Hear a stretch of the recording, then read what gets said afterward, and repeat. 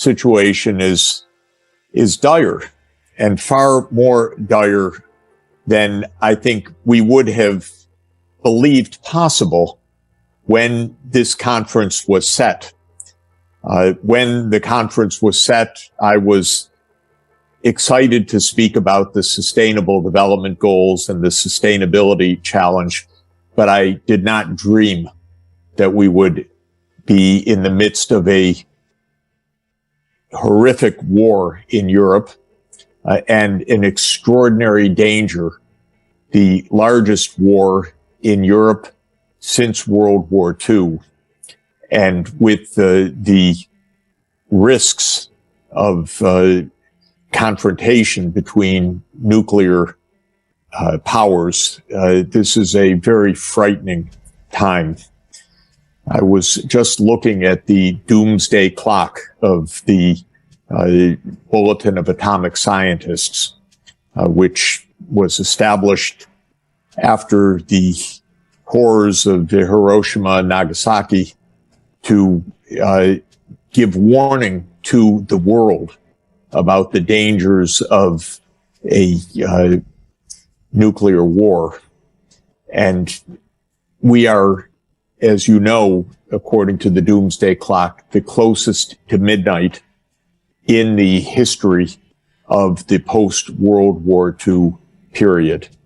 And that clock puts us at 100 seconds to midnight, less than 2 minutes.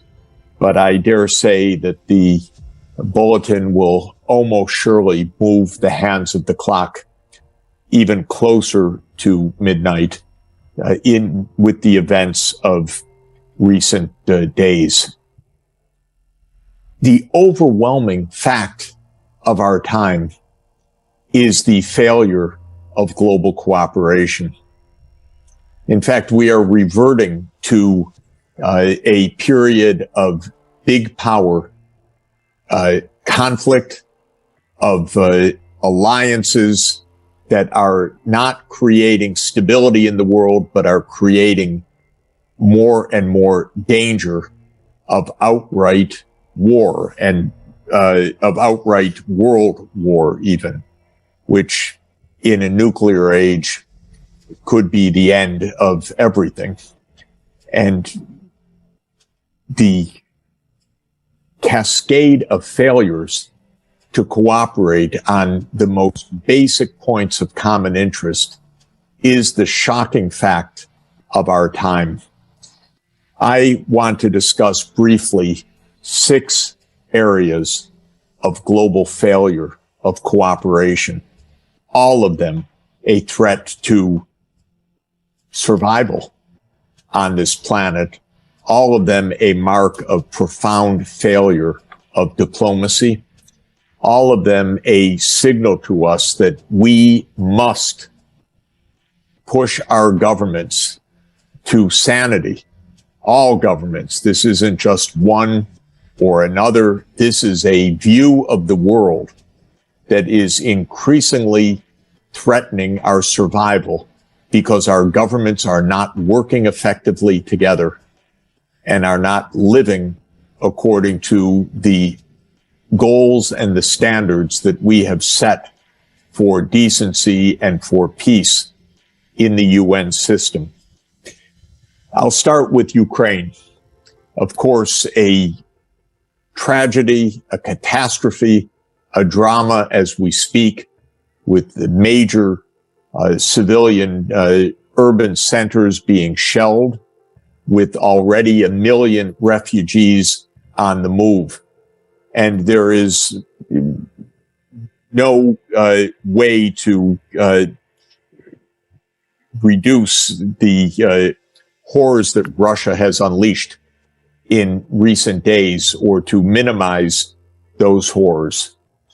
But we also need to understand the background of this conflict and how we went from a period 30 years ago where there was a new cooperation, an end of a Cold War that had repeatedly threatened the world, to what seemed like an open invitation for creating a new global security structure that could create an era of peace. I was involved with the Soviet Union in its final years, working with the economic team of Mikhail Gorbachev. I was involved with the new government of Boris Yeltsin in the newly independent Russia in 1992. I advised briefly President Kuchma of Ukraine in 1993 and 1994. So I remember personally that this was a period in which peace could have been created for generations to come. What happened? Well, I put principal responsibility of failure on the United States. The United States did not live up to the possibilities of that time. The Soviet Union was in economic collapse. Russia, as a newly independent state, and the other 14 newly independent states of the former Soviet Union were in economic crisis. But when help was needed from the outside, sympathy, empathy, financial assistance, it was not forthcoming from the United States or from U.S. allies. The crisis in Russia economically was very deep. The society was deeply dislocated. It's at times like that, with such dislocation, that help and global cooperation is so essential to demonstrate that there is a way forward of cooperation and of mutual understanding. But I'm afraid that the U.S. government at the time viewed the period as a victory, as a U.S. victory where many in the United States government and foreign policy establishment believed that now was the time that the U.S. could do what it wants because Russia was too weak to oppose the United States. One of the things that the U.S. did, contrary to its promise to the Soviet Union made in 1990, was to expand the NATO military alliance eastward.